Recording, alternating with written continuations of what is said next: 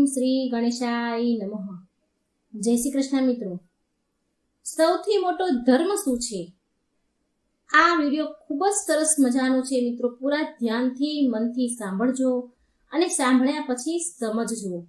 ખૂબ જ સરસ મજાનો આપણા જીવન ઉપયોગી વિડીયો છે, આપણા ધર્મ વિશેનો વિડીયો છે અને એક બ્રાહ્મણના માધ્યમથી આપણે ઘણું બધું જ્ઞાન પ્રાપ્ત થવાનું છે. માટે વિડીયો અંત સુધી સાંભળજો અને જો વિડીયો સારો લાગે મિત્રો તો વિડીયો લાઈક કરજો, શેર કરજો, આ ચેનલને સબસ્ક્રાઇબ જરૂર કરી દેજો. ઓમ નમો ભગવતે વાસુદેવાય. મિત્રો, ધર્મ પ્રત્યેની નિષ્ઠા જ વાસ્તવિક જીવન અને સુખનો માર્ગ છે. ધર્મનું પાલન કરવા વાળો વ્યક્તિ ભલે ગમે તે પરિસ્થિતિમાં કેમ ન હોય, એ ક્યારેય પરાજિત નથી થતો. ધર્મથી માત્ર ભૌતિક સફળતા, સુખ માત્ર નહીં પણ જીવનનું ઊંડાણ અને સત્યને પણ સમજે છે. ધર્મ વિના જીવન અધૂરું છે, પણ ધર્મની સાથે વ્યક્તિ બધી જ ચુનૌતી પાર કરી શકે છે. આજે આ વિડીયોમાં આપણે જાણીશું કે સૌથી મોટો ધર્મ શું છે. મિત્રો, એક સમયની વાત છે. દેવર્ષિ નારદ નારાયણનો જાપ કરતા કરતા યમપુરીમાં આવ્યા. નારદજીને આવતા જોઈને યમરાજા બહુ પ્રસન્ન થયા અને નારદજીને કહે છે, પધારો દેવર્ષિ, યમપુરીમાં તમારું સ્વાગત છે. આજે કયા પ્રયોજનથી તમારે આગમન થયું અહીં? અવશ્ય કોઈ મહત્વપૂર્ણ સમાચાર લઈને આવ્યા છો તમે. દેવર્ષિ કહે છે, હે ધર્મરાજ, તમને મારા પ્રણામ. હું આજે કોઈ સમાચાર લઈને નથી આવ્યો, પરંતુ મારી પાસે એક શંકા છે. મને એક વાતની શંકા છે, એ લઈને આવ્યો છું. તમે કૃપા કરી મારી આ શંકાનું સમાધાન કરો. યમરાજા બોલ્યા, હે દેવર્ષિ નારદ, તમારા મનમાં જે પણ શંકા છે તે નિસંકોચ થઈને પૂછો તમે. હું જરૂર તમારી શંકાનું સમાધાન કરવાનો પ્રયાસ કરીશ. દેવર્ષિ નારદ કહે છે, હે ધર્મરાજ, આજે હું તમારી પાસે એ જાણવા માટે આવ્યો છું કે માતા પિતાની સેવા કરવા વાળા મનુષ્યને કયું પુણ્ય મળે છે અને જે લોકો એમના માતા પિતાનો અનાદર કરે છે એની સાથે શું દુર્વ્યવહાર થાય છે. એની સાથે જે દુર્વ્યવહાર કરે છે, માતા પિતા સાથે એનો અનાદર કરે છે, તો એને કયો દંડ મળે છે? યમરાજા કહે છે, હે દેવર્ષિ, આજે તમે અત્યંત મહત્વપૂર્ણ પ્રશ્ન કર્યો છે. આમાં સમસ્ત માનવ જાતિનું કલ્યાણ છુપાયેલું છે. હું તમને માતા પિતાની સેવાનું મહત્વ સંભળાવું છું, માટે તમે તેને ધ્યાનથી સાંભળજો. ત્યાર પછી હું તમને પ્રાચીન કથા સંભળાવીશ, જેને સાંભળીને તમારી બધી જ શંકાઓ દૂર થઈ જશે. હે દેવર્ષિ, પિતા ધર્મ છે, પિતા સ્વર્ગ છે અને પિતા જ સર્વ ઉત્કૃષ્ટ તપસ્યા છે. પિતાના પ્રસન્ન થવાથી સંપૂર્ણ દેવતા પ્રસન્ન થાય છે. જે પુત્રની સેવાથી માતા પિતા સંતુષ્ટ રહે છે એ પુત્રને રોજ ગંગા સ્નાનનું પુણ્ય ફળ મળે છે.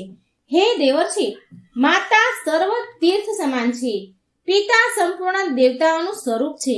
માટે મનુષ્યને સદાય માતા પિતાનું પૂજન કરવું જોઈએ.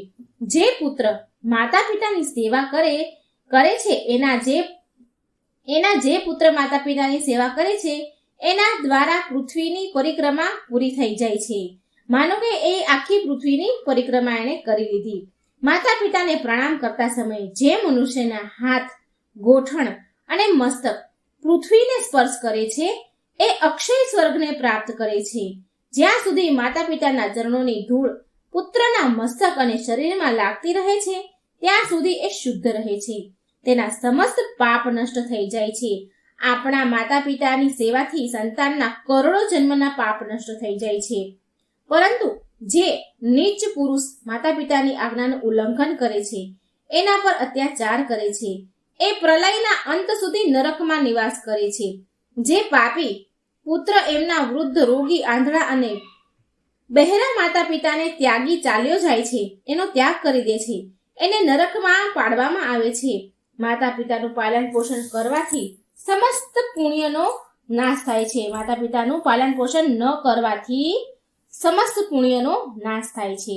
એનો અનાદર કરવાથી, એમનું અપમાન કરવાથી સમસ્ત પુણ્ય નાશ પામે છે.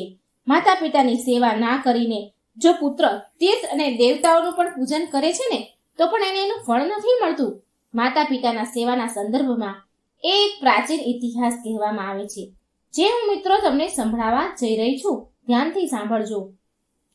જે પણ આ પ્રાચીન કથાને સાંભળે છે એના જન્મોના કોટી કોટી પાપ નષ્ટ થાય છે અને ધર્મરાજા કહે છે કે હું એના અનંત અપરાધ ક્ષમા કરું છું. માટે મિત્રો ધ્યાનથી કૃપા કરીને આ પૂરી કથા સાંભળજો. દેવર્ષિ નારદ કહે છે, હે ધર્મરાજ, હું આ કથાને પૂરી જરૂર સાંભળીશ. કૃપા કરી તમે મને કથા કહો. હવે યમરાજા નારદજીને એ મહાન કથા સંભળાવી રહ્યા છે કે હે દેવર્ષિ નારદ, પૂર્વકાળની વાત છે. મધ્ય દેશમાં એક અત્યંત શોભાયમાન નગરી હતી. નગરીમાં પુરુષોત્તમ દાસ નામનો એક પ્રસિદ્ધ બ્રાહ્મણ રહેતા હતા. તે એના માતા પિતાનો અનાદર કરીને એકલા છોડીને તેમને તીર્થ સ્નાન કરવા નીકળી જાય છે. તે બ્રાહ્મણમાં ચમત્કારી જ્ઞાન અને અદ્ભુત શક્તિ હતી. જ્યારે પણ એ તીર્થોમાં સ્નાન કરીને બહાર નીકળે ત્યારે તેના વસ્ત્ર આકાશમાં જ સુકાતા હતા અને અદ્ભુત શક્તિ પર એના મનમાં મોટો અહંકાર આવી ગયો હતો.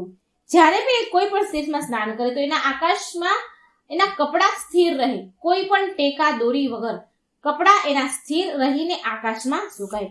આ વાતનો એને ઘમંડ થયો. એ સમજતો હતો કે મારા સમાન પુણ્યશાળી અને મહાન યશસ્વી બીજું કોઈ નથી. પછી એક દિવસ એવું બન્યું કે એ સ્નાન કરીને ઉપરની તરફ જઈને ચાલી રહ્યો હતો. સ્નાન કરીને બહાર નીકળ્યા અને ઉપરની તરફ જોઈને ચાલી રહ્યા હતા એ પુરુષોત્તમદાસ બ્રાહ્મણ. તેના વસ્ત્ર આકાશમાં સુકાઈ રહ્યા હતા. એટલામાં એક બગલાએ તેના મોઢા ઉપર ચરક પાડી. બગલો એના મોઢા ઉપર ચરકી ગયો. આ વાતથી એ પુરુષોત્તમદાસ બ્રાહ્મણને ખૂબ ક્રોધ આવ્યો અને પુરુષોત્તમદાસે એ બગલાને ભસ્મ થવાનો શ્રાપ આપ્યો. શ્રાપના પ્રભાવથી એ બગલો નીચે જમીન પર પડ્યો, ભસ્મ થઈ બળીને મરી ગયો. તે બગલાની મૃત્યુ થતાં જ પુરુષોત્તમદાસની અંદર અહંકારે પ્રવેશ કર્યો. એ બ્રાહ્મણને એની શક્તિ પર બહુ ઘમંડ થયો અને પછી એ જ પાપના કારણે બ્રાહ્મણના વસ્ત્ર જે આકાશમાં ઉડી રહ્યા હતા એ જમીન પર પડી ગયા અને હવે એના વસ્ત્ર આકાશમાં સ્થિર રહેતા ન હતા. એની શક્તિને એ ખોઈ બેસ્યો અને પુરુષોત્તમદાસને આ વાતનું ઘણું દુઃખ થયું અને એ શોક કરવા લાગ્યો. ત્યારે અચાનક આકાશમાં આકાશવાણી થઈ કે હે બ્રાહ્મણ દેવ, તું પરમ ધર્માત્મા મુખ ચંડાલ પાસે જા અને ત્યાં જવાથી તને તારા ધર્મનું જ્ઞાન થશે. એ ચાંડાલના વચન તારા માટે કલ્યાણકારી હશે. આકાશવાણી સાંભળી આ બ્રાહ્મણ ધર્માત્મા ચાંડાલના ઘર તરફ જવા નીકળી ગયા. જ્યારે એ ધર્માત્મા મુખ ચાંડાલના ઘરે પહોંચ્યા તો તેણે જોયું કે ચાંડાલ બધા જ પ્રકારથી એની માતા પિતાની સેવામાં વ્યસ્ત છે, લાગેલો છે. ઠંડીના દિવસો હતા એ સમયે તો એ ચાંડાલ તેના માતા પિતાના સ્નાન માટે ગરમ પાણી આપે, તેના શરીર પર તેલ લગાડે, માલિશ કરે. ગરમીના મોસમમાં તેના માતા પિતાને હવા નાખતો, પવન નાખતો. આ પ્રકારથી એ રોજ માતા પિતાની સેવા કરીને જ ભોજન કરે. આ પુણ્ય કર્મના કારણે એ ચાંડાલ ધર્માત્માનું ઘર આકાશમાં તરતું હતું. એ ઘરને કોઈ થાંભલાનો આધાર નહોતો, કોઈ ટેકો નહોતો. આકાશમાં હવામાં માનો એ ઉડતું હતું, માનો કે એ ઘર આકાશમાં ઉડી રહ્યું છે. સાક્ષાત ભગવાન વિષ્ણુ બ્રાહ્મણનો વેશ ધારણ કરીને એ ચાંડાલના ઘરમાં વિચરણ કરી રહ્યા હતા, જેનાથી એ ચાંડાલના ઘરની શોભા વધી રહી હતી. આ બધું વિચિત્ર પ્રકારનું દ્રશ્ય જોઈને એ પુરુષોત્તમદાસ બ્રાહ્મણને બહુ વિસ્મય થયો. એમણે એ ચાંડાલને કહ્યું કે હે ધર્માત્મા, ચાંડાલ તમે અહીં મારી પાસે આવો. મારે તમને ધર્મની વાતો પૂછવી છે, જેનો તમે મને સાચો ઉત્તર આપો. એ ચાંડાલ ધર્માત્મા બોલે છે, હે બ્રાહ્મણ દેવ, આ સમયે હું મારા માતા પિતાની સેવા કરી રહ્યો છું. તેમને છોડીને હું તમારી પાસે ન આવી શકું. મારા માટે મારા માતા પિતાથી વધારે બીજું કોઈ નથી. મારા માતા પિતા જ મારા ભગવાન છે.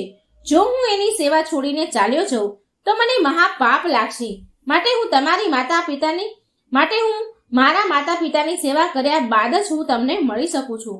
માટે કૃપા કરી તમે થોડી વાર દ્વાર પર ઊભા રહો, ત્યારે હું તમારો અતિથિ સત્કાર જરૂર કરીશ. એ ચાંડાલના આટલું જ કહેતા પુરુષોત્તમ બ્રાહ્મણ લાલ પીળો થવા લાગ્યો અને કહે છે કે હે ચાંડાલ, મારા જેવા બ્રાહ્મણની સેવા છોડીને બીજું શું મોટું હોઈ શકે? પછી એ ચાંડાલ બોલ્યા કે હે બ્રાહ્મણ દેવતા, તમે ક્રોધ કેમ કરી રહ્યા છો? હું કઈ એ બગલો નથી કે જેને તમે શ્રાપ આપીને ભસ્મ કરી દેશો. બગલા ઉપર તમારા શ્રાપનો પ્રભાવ થઈ શકે, પણ મારા ઉપર નહીં. હવે તો તમારા વસ્ત્ર ના તો આકાશમાં સુકાય છે કે ના સ્થિર રહે છે અને મને ખબર છે કે તમે આકાશવાણી સાંભળીને મારી પાસે આવ્યા છો, માટે હું ફરી કહું છું કે તમે થોડી વાર ઊભા રહો. હું તમારા પ્રશ્નનો ઉત્તર જરૂર આપીશ, નહીં તો તમે એ પતિવ્રતા સ્ત્રી પાસે જાઓ અને તે પતિવ્રતા સ્ત્રીના દર્શન કરવાથી તમારું કાર્ય સિદ્ધ થઈ જશે. યમરાજા કહે છે, દેવર્ષિ નારદ, ત્યાર પછી ભગવાન વિષ્ણુ બ્રાહ્મણનું જે રૂપ ધારણ કરીને ચાંડાલના ઘરમાં જે બેઠા હતા તેમણે બહાર આવી પુરુષોત્તમ બ્રાહ્મણને કહ્યું કે હે બ્રાહ્મણ, ચાલો હું તમને એ પતિવ્રતા દેવીના ઘરે લઈને જાઉં. પછી હું એ પુરુષોત્તમ બ્રાહ્મણને થોડી વાર સુધી વિચાર કર્યો અને હે બ્રાહ્મણ સાથે ચાલી નીકળ્યા. એ પુરુષોત્તમ દાસ બ્રાહ્મણ એ બ્રાહ્મણ વેશધારી ભગવાન હતા, એની સાથે ચાલી નીકળ્યા, જે સાક્ષાત ભગવાન વિષ્ણુ હતા. પતિવ્રતા સ્ત્રીના ઘરની તરફ જતા સમયે રસ્તામાં પુરુષોત્તમ બ્રાહ્મણે એ બ્રાહ્મણ રૂપી ભગવાનને પૂછ્યું કે હે બ્રાહ્મણ દેવ, તમે બ્રાહ્મણ હોવા છતાં પણ આ ચાંડાલના ઘરમાં શું કામ નિવાસ કરી રહ્યા છો? બ્રાહ્મણ રૂપી ભગવાન બોલ્યા, હે બ્રાહ્મણ, આ સમયે તમારું હૃદય શુદ્ધ નથી, તમારી અંદર ક્રોધ અને દ્વેષ છે. માટે પહેલા તમે એ પતિવ્રતા સ્ત્રીના દર્શન કરી લો, ત્યાર પછી તમે સારી રીતે જાણી શકશો કે હું કોણ છું. પુરુષોત્તમ બ્રાહ્મણે પૂછ્યું કે હે મહાત્મા, એ પતિવ્રતા સ્ત્રી કોણ છે? એનું શાસ્ત્ર જ્ઞાન કેટલું મોટું છે અને કયા કારણથી હું એની પાસે જઈ રહ્યો છું? કૃપા કરી તમે મને કહો. બ્રાહ્મણ રૂપી ભગવાન બોલ્યા, પુરુષોત્તમ, નદીઓમાં ગંગાજી શ્રેષ્ઠ છે અને સ્ત્રીઓમાં પતિવ્રતા સ્ત્રી શ્રેષ્ઠ છે. જે પતિવ્રતા નારી રોજ તેના પતિ અને પરિવારમાં સેવારત રહે છે, તેના પરિવારનું માન વધારે છે. એ એના પિતાનું કુળ અને પતિના કુળ, આમ બંને પેઢીઓનો ઉદ્ધાર કરે છે. પછી પુરુષોત્તમ બ્રાહ્મણ એ પૂછે છે કે મહાત્મા, હે મહાત્મા, કઈ સ્ત્રી શ્રેષ્ઠ હોય છે? એ કૃપા કરી મને સારી રીતે સમજાવો. બ્રાહ્મણ રૂપી ભગવાન કહે છે કે હે બ્રાહ્મણ દેવ, જે સ્ત્રી પતિ, સંતાન અને એ ઘરના વડીલોને પ્રેમ કરે છે, જે ઘર કાર્યમાં નિપુણ છે અને ભોજન બનાવતા સમયે માતા સમાન આચરણ કરે છે અને જે વિપત્તિમાં એના પતિને ઉચિત સલાહ આપીને એક મંત્રીનું કામ કરે છે, એ સ્ત્રી શ્રેષ્ઠ માનવામાં આવે છે. જે સ્ત્રી તેના પતિ સિવાય ભાઈ, પિતા અને પુત્ર સમાન માને છે, એ સાચી પતિવ્રતા હોય છે. હે બ્રાહ્મણ, તમે હવે એ પતિવ્રતા પાસે જાઓ અને તમારો મનોરથ કહો. એ પતિવ્રતા સ્ત્રીનું નામ છે સુભાષી. એના હૃદયમાં દયા અને કરુણા છે. એ બહુ યશસ્વીની છે. એની પાસે તમે જે કંઈ તમારા હિતનું પૂછવું હોય તે પૂછજો. આટલું કહીને બ્રાહ્મણ રૂપી ભગવાન વિષ્ણુ ત્યાંથી અંતર્ધ્યાન થઈ ગયા અને અંતર્ધ્યાન થયેલા જોઈને તે પુરુષોત્તમ દાસ બ્રાહ્મણને આશ્ચર્ય થયું. પછી એ પુરુષોત્તમ બ્રાહ્મણ એ પતિવ્રતા સ્ત્રીના ઘરે જઈને તેના વિશે પૂછ્યું. દ્વાર પર આવેલી એ બ્રાહ્મણ અતિથિને જોઈને એ દ્વાર પર ઉભેલા બ્રાહ્મણ સામે આવી. પતિવ્રતા સ્ત્રી હતી સુભાષી, એ આવી. જ્યારે પુરુષોત્તમ બ્રાહ્મણ પતિવ્રતા સ્ત્રીને જુએ છે તો તેમણે પ્રસન્ન થઈને કહ્યું કે હે દેવી, તમે જે પ્રકારથી જીવનમાં અનુભવ કર્યા છે અને જે તમે શીખ્યું છે એ અનુસાર વિચારીને તમે મને ધર્મની વાત કરો, ધર્મનું મને જ્ઞાન આપો. પછી એ પતિવ્રતા સ્ત્રી બોલી, સુભાષી બોલી, હે બ્રાહ્મણ દેવતા, આ સમયે હું મારા પતિના ભોજન અને ઘરના વડીલોની સેવામાં વ્યસ્ત છું. અત્યારે મારી પાસે સમય નથી, માટે તમારું કામ હું પછી કરીશ. આ સમયે તમે મારું આતિથ્ય સ્વીકાર કરો. આ સાંભળી પુરુષોત્તમ બ્રાહ્મણ બહુ ક્રોધે ભરાયા અને કહે છે કે હે કલ્યાણી, આ સમયે હું ભૂખ અને તરસથી તડપી રહ્યો છું અને હું બહુ થાકેલું છું. માટે તમે અત્યારે જ મારું કામ કરો, નહીં તો હું તમને શ્રાપ આપીશ. ત્યારે એ પતિવ્રતા સ્ત્રી સુભાષી બોલી કે હે બ્રાહ્મણ દેવ, હું કંઈ એ બગલ્યો નથી જેને શ્રાપ આપીને તમે ભસ્મ કરી દેશો. અત્યારે મારી પાસે સમય નથી, માટે તમે અત્યારે ધર્મ તુલાધર પાસે જાઓ અને એની પાસેથી તમે તમારા હિત અને ધર્મની વાત પૂછો. અત્યારે હું તમને તમારા પ્રશ્નના ઉત્તર નહીં આપી શકું, મારી પાસે સમય નથી. આટલું કહીને એ ઘરની અંદર ચાલી ગઈ. ત્યારે અચાનક જ એ જગ્યા પર જે ભગવાન રૂપી બ્રાહ્મણ જે અદૃશ્ય થઈ ગયા હતા, તો એ સ્થાન પર તરત જ પાછા પ્રગટ થયા.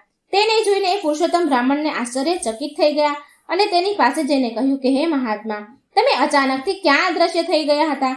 મારે એક વાત પૂછવી છે, તમે કૃપા કરી તમે મને એનો સાચો જવાબ આપો. પહેલા હું એ ચાંડાલ પાસે ગયો, એને મારા બગલાને શ્રાપ આપવાની વાત ખબર હતી અને હવે આ સ્ત્રીને પણ મારા દ્વારા દેવામાં આવેલા એ બગલાના શ્રાપને બાળીને ભસ્મ કરવાની વાત આને ખબર છે. આ બંને ઘટના વિશે આ લોકો કેવી રીતે જાણે? આમને કોણે અને ક્યારે બતાવ્યું? મેં બગલાને શ્રાપ આપ્યો, આ વાત વિચારીને મને મૂંઝવણ થઈ રહી છે, વિસ્મય થઈ રહ્યું છે. બ્રાહ્મણ રૂપી ભગવાન બોલ્યા, હે બ્રાહ્મણ મહાત્મા લોકો અત્યંત પુણ્ય અને સદાચાર અને બળના કારણે બધું જાણી લે છે. હવે તમે મને કહો કે એ પતિવ્રતા સ્ત્રીએ તમને શું કહ્યું? પુરુષોત્તમ બ્રાહ્મણ બોલ્યા, હે મહાત્મા, એ પતિવ્રતા સ્ત્રીએ મને ધર્મ તુલાધરના પાસે જવાનો ઉપદેશ આપ્યો છે. હવે આ ધર્મ તુલાધર ક્યાં રહે છે? બ્રાહ્મણ રૂપી ભગવાન વિષ્ણુ બોલ્યા, હે બ્રાહ્મણ, ચાલો હું તમને ધર્મ તુલાધર પાસે લઈને જાઉં.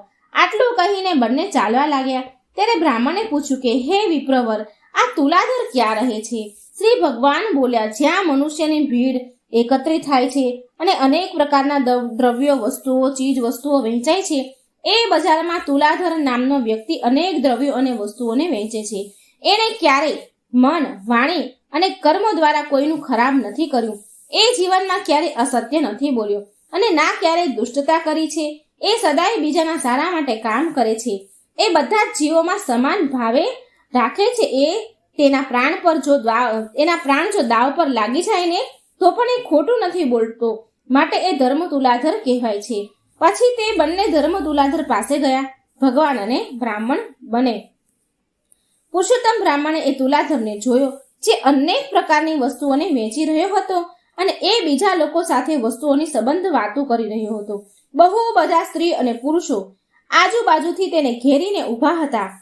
આ પુરુષોત્તમ બ્રાહ્મણને જોઈ ત્યાં ઊભેલા જોઈને તે તુલાધરે મધુર વાણીમાં પૂછ્યું, હે બ્રાહ્મણ દેવ, તમારું આજે અહીં કેમ આગમન થયું છે? કૃપા કરી કહો. પુરુષોત્તમ બ્રાહ્મણ બોલ્યા, હે તુલાધર, મારે તમારી પાસેથી ધર્મનો ઉપદેશ સાંભળવો છે, માટે ધર્મનો ઉપદેશ સાંભળવા હું આવ્યો છું. તમારી પાસે હું આવ્યો છું. હે તુલાધર બોલે છે કે હે વિપ્રવર, જ્યાં સુધી મારી પાસે આ લોકો ગ્રાહકો રહેશે, ત્યાં સુધી હું તમારી પાસે નહીં આવી શકું. જ્યાં સુધી હું આમાંથી પરવારી ન જાઉં, ત્યાં સુધી હું તમારી પાસે તમારા પ્રશ્નનો ઉત્તર નહીં આપી શકું. ધર્મ તુલાધર કહે છે કે મારી પાસે અત્યારે સમય નથી. તમને અનુરોધ છે કે તમે ધર્માકર પાસે જાઓ અને એ જ તમને સમજાવશે કે તમારા દ્વારા જે બગલાનો શ્રાપ આપવામાં આવ્યો હતો એનાથી તમને કયો દોષ લાગ્યો છે અને કયા કારણથી તમારી ધોતી, કપડાં આકાશમાં નથી સુકાતા. આ બધા જ પ્રશ્નોનો ઉત્તર તમને એ જ ધર્માકર દઈ શકશે.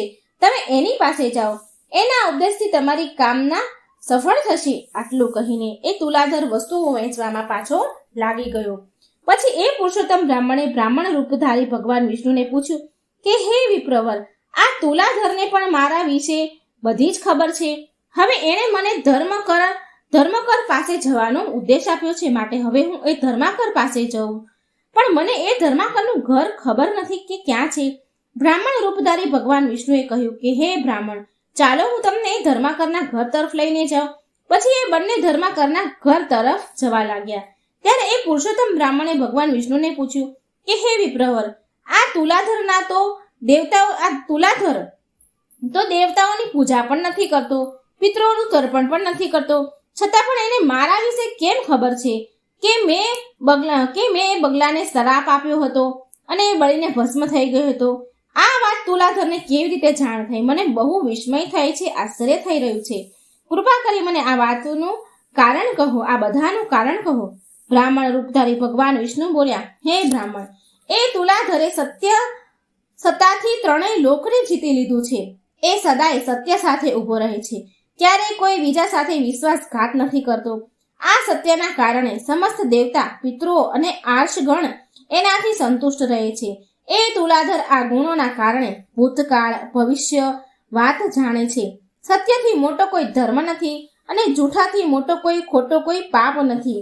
જે પુરુષ પાપ રહિત છે, જેનું ચિત્ત પોતાના પારકા, મિત્ર, શત્રુ બધા સાથે સમાન છે, એ કોઈની સાથે ભેદભાવ નથી કરતો, તેના બધા જ પાપોનો નાશ થાય છે. જે બધા સમાન વ્યવહાર કરે છે, બધાઓ સાથે સમાન વ્યવહાર કરે છે, તેની અંદર ભગવાનનો વાસ થાય છે. આવી રીતે સત્યના માર્ગ પર ચાલીને બધા જ સાથે સમાન રૂપે વર્તે છે. જે પોતાનું પારખું નથી કરતા, એ અનેક પેઢીઓના ઉદ્ધાર કરે છે. જેની અંદર સત્ય હોય છે, એનો સ્વભાવ સરળ હોય છે, જે ક્યારેય ભેદભાવ નથી કરતા, એ સાક્ષાત ધર્મનું સ્વરૂપ હોય છે. આ કારણથી તુલાધર તારા વિશે જાણે છે. પછી એ પુરુષોત્તમ બ્રાહ્મણ કહે છે કે હે મહાત્મા, તમારી કૃપાથી મને તુલાધરના સર્વજ્ઞ થવાનું કારણ ખબર પડી ગયું. હવે મને કહો કે આ ધર્માકર વિશે કહો કે એ કોણ છે અને કયા કારણથી એ પ્રસિદ્ધ છે. બ્રાહ્મણ રૂપી ભગવાન વિષ્ણુ બોલ્યા કે હે બ્રાહ્મણ, તમને હું ધર્માકરનો ઇતિહાસ સંભળાવું છું, એને ધ્યાનથી સાંભળજો. આ પૂર્વકાળની વાત છે. એક રાજાની પુત્રી હતી, એ બહુ સુંદર હતી. એક રાજકુમાર તે રાજકુમારીને તેના પ્રાણો કરતા પણ વધારે પ્રેમ કરતો હતો. એ રાજકુમારે એ રાજાની પુત્રી સાથે લગ્ન કર્યા. એ રાજકુમારીનું નામ સુંદરી હતું. એક દિવસ રાજકુમારને મહત્વપૂર્ણ કામ માટે બહાર દેશ જવાનું થયું. એ રાજકુમારે મનમાં ને મનમાં એમ વિચાર્યું કે હું મારા પ્રાણથી પ્રિય મારી પત્નીને ક્યાં સ્થાન પર સુરક્ષિત રાખું, જેનાથી કોઈ એનું અપહરણ ન કરી શકે, જેનાથી એનું સતીત્વની રક્ષા થઈ શકે. આ વિષય પર રાજકુમારે બહુ વાર વિચાર કર્યો અને એણે પછી માત્ર ધર્માકર જ મારી પત્નીના સતીત્વની રક્ષા કરી શકે છે એમ કરીને રાજકુમાર તેની રૂપવાન પત્નીને લઈને ધર્માકરના ઘરે ગયો અને તેને ધર્માકર સામે જ એની પત્નીની રક્ષા કરવાનો પ્રસ્તાવ રાખ્યો. રાજકુમારની વાત સાંભળીને ધર્માકરને બહુ આશ્ચર્ય થયું અને એ કહે છે કે હે રાજકુમાર, ના તો હું તમારો પિતા છું, ના હું તમારો બાંધવ છું અને ના તો તમારા પત્નીના પિતાના કુળનો છું. તો પછી તમે તમારી પત્નીને મારા ઘરે કેમ રાખવા માંગો છો? તમારી પત્નીને મારી ઘરે રાખીને તમે કેવી રીતે નિશ્ચિત થઈ શકો છો? પછી રાજકુમાર કહે છે કે હે મહાત્મા, હું જાણું છું કે તમારા સમાન ધર્માત્મા જીતેન્દ્રિય પુરુષ આ સંસારમાં બીજો કોઈ નથી. પછી એ પુરુષોત્તમ બ્રાહ્મણ રૂપી ભગવાન વિષ્ણુને કહે છે કે મને મારા બધા જ પ્રશ્નના ઉત્તર મળી ગયા છે, બધા જ જવાબ મળી ગયા છે. તમારી સાથે વાત કરતા કરતા મારા બધા જ સંદેહ દૂર થઈ ગયા છે. તમે અવશ્ય કોઈ દિવ્ય પુરુષ છો. મારે હવે ધર્માકર પાસે જવાની જરૂર નથી. તમારો બહુ બહુ ધન્યવાદ હે મહાત્મા. આમ કરીને પુરુષોત્તમ દાસને એના અહંકાર ઉતરી ગયો, એનું અભિમાન એને ઉતરી ગયું અને એ સતમાર્ગ પર ચાલવા લાગ્યા. એક શહેરમાં એક મોટા ધર્માત્મા રાજા રાજ કરતા હતા. તેના દાન ધર્મનો પ્રવાહ ક્યારેય બંધ નહોતો થતો. બધી જ જગ્યાએ રાજા વધી ચડીને દાન આપતા હતા. એક દિવસ તેને ત્યાં એક સાધુ આવ્યા. તેણે રાજાને કહ્યું કે હે રાજન, મેં સાંભળ્યું છે કે તમે બહુ મોટા દાન ધર્મ કરો છો. તમારે ત્યાંથી કોઈ પણ ખાલી હાથે નથી જતું. શું હું જે માંગુ એ તમે મને આપશો? રાજા બોલ્યા, કહો સાધુ મહારાજ, તમને શું જોઈએ છે? તો એ સાધુ બોલ્યા કે તમે કાં તો 12 વર્ષ માટે તમારું રાજપાટ મને આપી દો અથવા તો તમારો ધર્મ મને આપી દો. આ બેમાંથી એક વસ્તુ મને આપો. સાધુની વાત સાંભળી પહેલા તો રાજા ચિંતામાં પડી ગયા. પછી તેણે સમજી વિચારીને કહ્યું કે મહારાજ, મેં રાજપાટ બધું જ તમને આપ્યું. સાંભળો, તમે આ રાજપાટને આટલું સંભાળો, તમારે આ રાજપાટને. આટલું કહીને તે દાનવીર રાજા કઈ કહ્યા વગર જ બધું છોડીને બિલકુલ એકલા ચાલ્યા નીકળ્યા. ચાલતા ચાલતા માર્ગમાં એક બગીચો આવ્યો. ત્યાં એક કૂવો અને એક પરબ હતી પાણીની અને એ બહુ રમણીય સ્થાન હતું. રાજા ત્યાં જ વિશ્રામ કરવાના વિચારથી રોકાઈ ગયા. આજુબાજુમાં જોયું તો તેને એક ઘોડો દેખાયો અને એની પાસે એક સુંદર સ્ત્રી બેસીને રડી રહી હતી. રાજાને દયા આવી તો તેણે એ સ્ત્રીને રડવાનું કારણ પૂછ્યું. તો સ્ત્રી બોલી, મહારાજ, હું એક રાજકુમારી છું. મારા પિતા અને ભાઈને શત્રુઓએ મારી નાખ્યા છે. હું જેમ તેમ કરીને જીવ બચાવીને અહીં આવી છું. હવે તમે જ મારા માટે દેવતા દ્વારા મોકલેલા મારા આશ્રય દાતા છો, માટે મને શરણ આપો. રાજાએ કહ્યું, ઠીક છે, ઘોડા ઉપર બેસી જાઓ અને મારી સાથે સાથે ચાલો. રાજકુમારી બોલી, નહીં મહારાજ, તમે જ ઘોડા ઉપર બેસો. તમારી સાથે મારું ઘોડા પર બેસવું ઠીક નથી.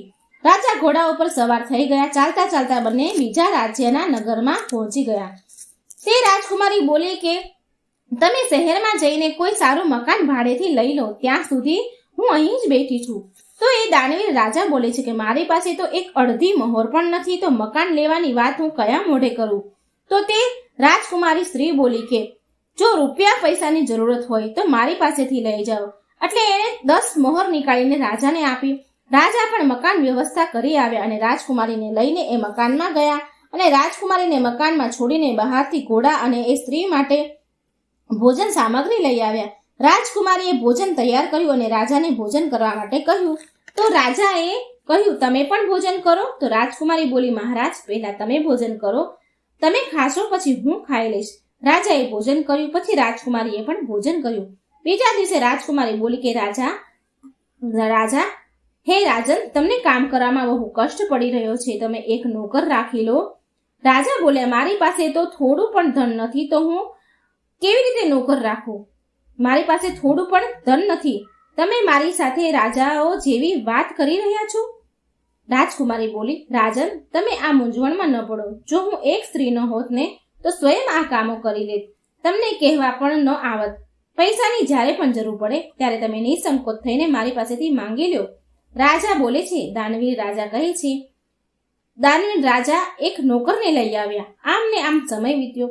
થોડા સમય બાદ તે રાજકુમારી બોલી કે હે રાજન, મનને સમજાવવા, મનને બહેલાવવા માટે અહીંના રાજાની કચેરીમાં જાઓ, ત્યાં જયા કરો, ત્યાંની અમુક વાતો સાંભળ્યા કરો. હવે રોજ રોજ કચેરીમાં રાજા જવા લાગ્યા.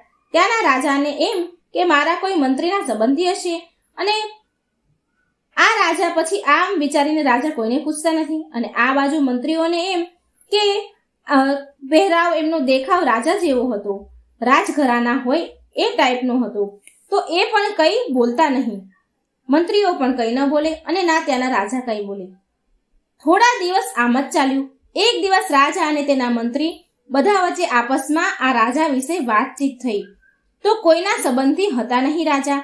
તો બીજા દિવસે ત્યારે એ દાનવીર રાજા કચેરીમાં આવ્યા તો એમનો પરિચય માંગ્યો બધાએ. એ રાજાએ માંગ્યો, બધી જ વાત કહી દીધી. આ દાનવીર રાજાએ બધી જ વાત કહી.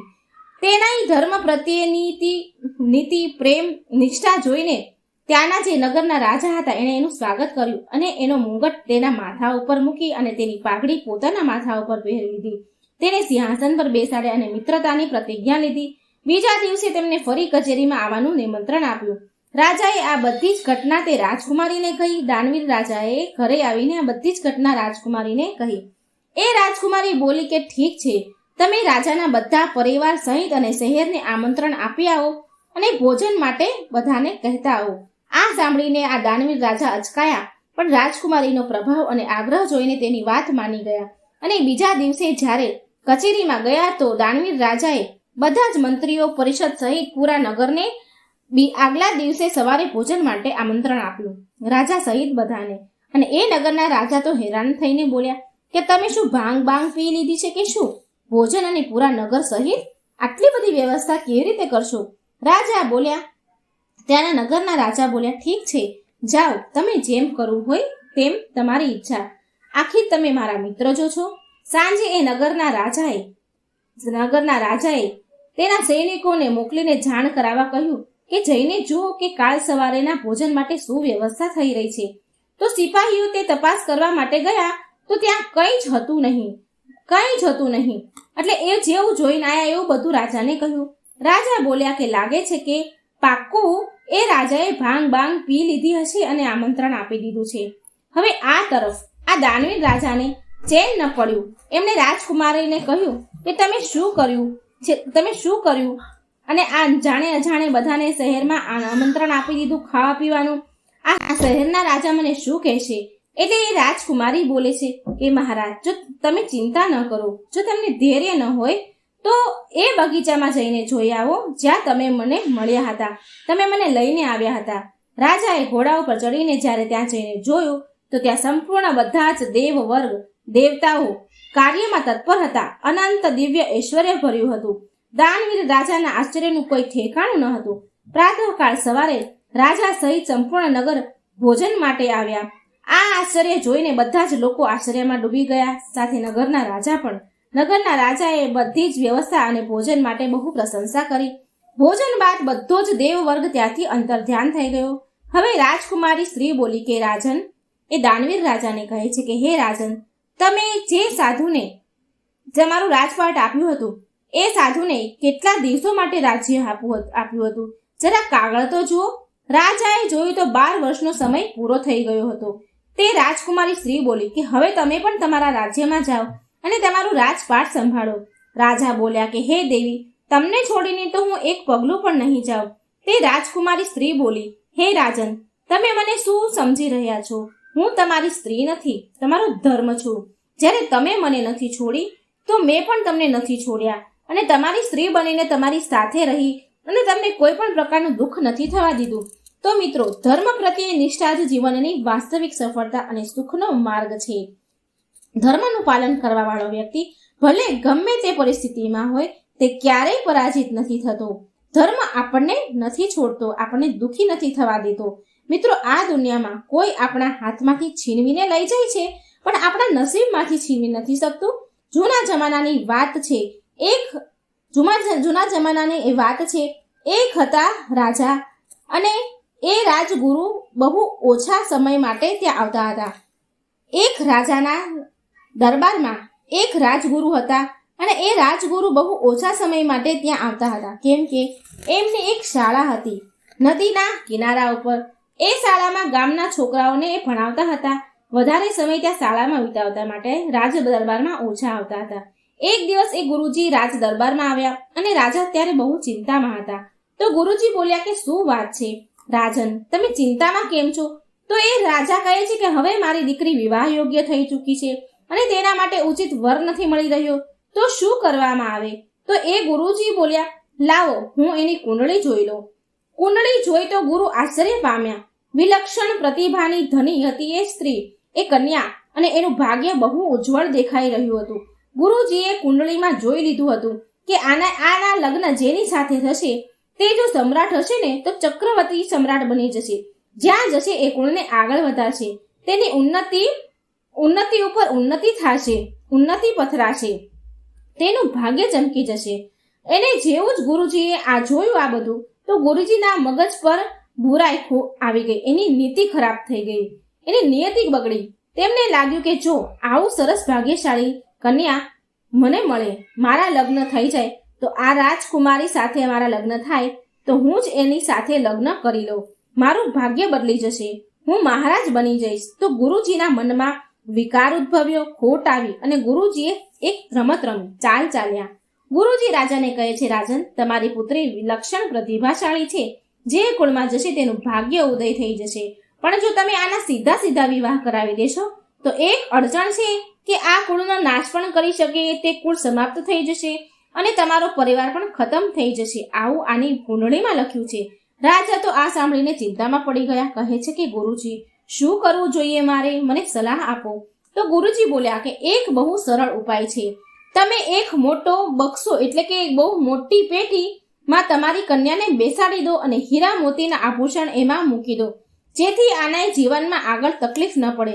અને એ મોટી પેટીને નદીની ધારામાં પ્રવાહિત કરી દો. સ્વેચ્છાથી જ્યાં આ પેટી જશે, જેની પાસે પહોંચે એના લગ્ન તમારી દીકરી સાથે થશે, અને આ કન્યા એના જીવનમાં અજવાળું કરશે. જ્યાં જશે ત્યાં બહુ ભાગ્યવાન, બધું સારું થશે. ભલે તે સામાન્ય વ્યક્તિ કેમ ન હોય, તો તે રાજા મહારાજા બની જશે. એવું એનું ઉજ્જવળ ભાગ્ય છે. તમે ચિંતા ન કરો, મારી વાતનો વિશ્વાસ કરો. ગુરુજીની ચાલમાં રાજા તો ફસાઈ ગયા. રાજા બોલ્યા, ઠીક છે, તમે જેમ કહો એમ હું કરીશ, હું માની લઉં છું. રાજાએ એની વાત માની લીધી. એક મોટી પેટી સંદૂક લીધી, બહુ મોટી સંદૂક. તેમાં તેની દીકરીને બેસાડી. રાજકુમારીની તો ઈચ્છા ન હતી, પણ તેના પિતાની આજ્ઞા હતી, એટલે એને માનવું પડ્યું, અને એનામાં બેસાડી અને બહુ બધા આભૂષણ નાખી એક નદી ધારામાં તેને પ્રવાહિત કરી દીધી. પેટીને વહેતી મૂકી દીધી. બહુ બધું ધન, હીરા, મોતી, આભૂષણ મૂકી દીધા હતા એમાં. હવે આ બાજુ ગુરુજી દોડીને તેની શાળાએ પહોંચ્યા, જે નદી કિનારે હતી. તે મનમાં બહુ ખુશ હતા કે તે પેટી આવી જશે અને પેટી આવવાની છે. અને એ ફટાફટ શાળામાં ગયા અને બાળકોને કીધું કે બાળકો, આજે રજા છે, શાળામાં આજે ભણવાનું નથી, પણ તમારે એક મારું કામ કરવાનું છે. નદી કિનારે પહોંચીને તમારે એક કામ કરવાનું છે. મારી એક મોટી સંદૂક વહેતી આવી રહી છે, એને લઈને તમારે આવવાનું છે, અને એને મારા કક્ષમાં લાવીને મૂકવાની છે, અને પછી કક્ષમાં મૂકી અને બહારથી દરવાજો બંધ કરી દેવાનો છે. હું ભલે ગમે એટલી બૂમો પાડું, તમારે દરવાજો ખોલવાનો નથી. બાળકો બોલ્યા, ઠીક છે ગુરુદેવ, જેવી તમારી આજ્ઞા. બાળકોને તો મજા પડી ગઈ. રજા મળી ઉપરથી, અને પહોંચી ગયા નદી કિનારે. નાવા લાગ્યા. વાટ જોઈ રહ્યા હતા કે તે સંદૂક વહીને આવી રહી હશે. પણ કહેવત છે ને કે યોગ અને સંયોગ, તેની આગળ કોઈનું ચાલતું નથી. એ સંદૂક નદીના ધારામાં પ્રવાહિત થતું વહેતું આવી રહ્યું હતું.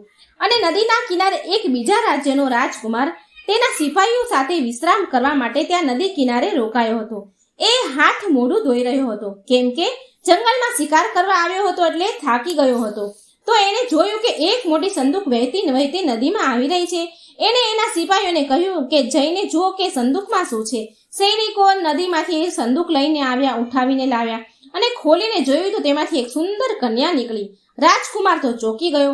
તેણે કહ્યું કે હે દેવી, તમે કોણ છો અને તમે આ હાલતમાં કેવી રીતે? તો તે રાજકુમારીએ એનો પરિચય આપ્યો અને બધી વાત કહી કે આમ બન્યું હતું. પિતાજી એક ગુરુના કહેવાથી મને નદીમાં વહાવી દીધી. રાજકુમાર બોલ્યા કે હવે શું કરવાનું છે તમારે, મને કહો. રાજકુમારી બોલી કે પિતાજીએ આજ્ઞા આપી હતી કે જ્યારે સંદૂક ખુલે તો જે પણ વ્યક્તિ મળે તેની સાથે તમારા વિવાહ થશે. રાજકુમારી બોલી કે તમે મારી સાથે વિવાહ કરી લો. મારા માટે જે પણ છે હવે તમે જ છો. રાજકુમારે તે આભૂષણ હતા જે સંદૂકમાં, એમાંથી એક હીરાની અંગૂઠી લીધી અને રાજકુમારીને પહેરાવી દીધી. સૈનિકોએ તાળીઓ પાડી અને વિવાહ થઈ ગયા. રાજકુમારે એ સંદૂક ખાલી ન જ મોકલી અને એ સંદૂકમાં એક સામાન મૂકી દીધો અને નદીમાં વહેતો કરી દીધો. આ તરફ નદીના કિનારે બાળકો વાટ જોઈ રહ્યા હતા કે ગુરુજીનો આદેશ હતો કે સંદૂક વહેતી આવે અને ગુરુજી પાસે પહોંચાડવાની છે. ત્યારે બાળકોની નજરે સંદૂક પર પડી. તે વહીને આવી રહી હતી. એ સંદૂક બાળકોએ નદીમાંથી નીકાળી અને એ બહુ ભારે હતી. બધા બાળકો મળીને ઉઠાવીને જેમ તેમ કરીને ગુરુજીના રૂમમાં એના કક્ષમાં પહોંચાડી દીધી. ગુરુજીનો આદેશ હતો કે રૂમનો દરવાજો બહારથી બંધ કરી દેજો. તો સંદૂક રૂમમાં મૂકી અને છોકરાઓએ બહારથી દરવાજો બંધ કરી દીધો. ગુરુજી અંદર હતા અને બહુ ખુશ થયા, ઉત્સાહમાં હતા કે સંદૂક ખોલીશ અને એમાંથી કન્યા નીકળશે અને મારું તો ભાગ્ય ચમકી જશે, હું એની સાથે લગ્ન કરી લઈશ. પછી ઉતાવળે ગુરુજીએ સંદૂક ખોલી તો એની અંદરથી જીવતો એક ભાલુ નીકળ્યો. એ રાજકુમાર જંગલમાં શિકાર માટે આવ્યો હતો તો તેણે એક જીવતો ભાલુ પકડ્યો હતો અને એ ભાલુને એણે સંદૂકમાં બંધ કરી દીધો. હવે જેવી સંદૂક ખોલી તો જીવતો ભાલુ બહાર નીકળ્યો અને ભાલુ તો પહેલેથી જ ક્રોધમાં હતો. એને પકડી લીધો હતો, એનો શિકાર થયો હતો, માટે એણે ગુરુજી ઉપર અટેક કર્યો, વાર કર્યો. ગુરુજી તો ચીસો પાડવા લાગ્યા, બચાવો બચાવો. બાળકોને એનો અવાજ તો આવતો હતો, પણ ગુરુજીએ કહ્યું હતું કે ગમે તેટલી બૂમો પાડો તો દરવાજો ખોલવો નહીં. એક છોકરાએ વિચાર્યું કે લાઈને ખોલી દઉં દરવાજો, પણ તેમાંથી બધા છોકરામાંથી એક છોકરો બોલ્યો નહીં, ગુરુજીએ ના કહી છે. બધા જ છોકરાઓ ચૂપચાપ ઊભા રહ્યા અને અંદર ભાલુ ગુરુજીને હુમલો કરી રહ્યો હતો. ગુરુજીને લાગ્યું કે હવે તો જીવ જવાનો જ છે. ત્યારે તેણે ચોક લીધો અને બ્લેકબોર્ડ પર લખી દીધું કે રાજકુમાર પર રાજદ્વાર પર રાજકન્યા પહોંચી ગઈ. મિત્રો, રાજકુમારના ભાગ્યમાં જે હતું, જેના લગ્ન તેની સાથે થવાના હતા તે તો થઈ જ ગયા. રાજકુમારના ભાગ્યમાં જે હતું, રાજકુમારીના ભાગ્યમાં જે હતું, જેની સાથે તેના લગ્ન થવાના હતા, રાજાથી મહારાજામાંથી સમ્રાટ બનશે, એ તો ત્યાં પહોંચી જ ગઈ. ત્યાં તેનું ભાગ્ય હતું અને આ ગુરુજીને ભાલુ ખાઈ ગયો. એની ઈચ્છાનો નાશ થયો. રાજકુમારીના નસીબમાં હતું એ તો એને મળીને જ રહ્યું. કોઈ લેખમાં મેખ મારી શકતું નથી. મિત્રો, જીવનમાં જે થવાનું છે ને એ થઈને જ રહે છે. આપણે ગમે એટલા હાથ પગ મારીએ પણ થવાનું હોય એ થઈને જ રહે છે. આ વાર્તા એ શીખવાડે છે કે જો તમારી અંદર ખરાબી, કુકર્મ તમારા ઉપર હાવી થઈ જશે તો તમારો અંત નિશ્ચિત છે. માટે અનીતિ, ખોટું એ આપણા ઉપર હાવી ન થવા દેવું. મિત્રો, આ વાર્તાને એકવાર સમજવાની કોશિશ જરૂર કરજો અને જો વિડીયો સારો લાગે ને મિત્રો તો લાઈક અને શેર પણ જરૂર કરજો. ખૂબ જ સરસ ધર્મની વાત આપણને આમાંથી સમજવા મળી છે. તો વ્યર્થ ન જવા દેતા આ વિડીયોને બને એટલો શેર કરજો, લાઈક કરજો અને કમેન્ટ બોક્સમાં જરૂર જણાવજો કે તમને આ વાર્તા કેવી લાગી. જય શ્રી કૃષ્ણ, રાધે રાધે, થેન્ક યુ.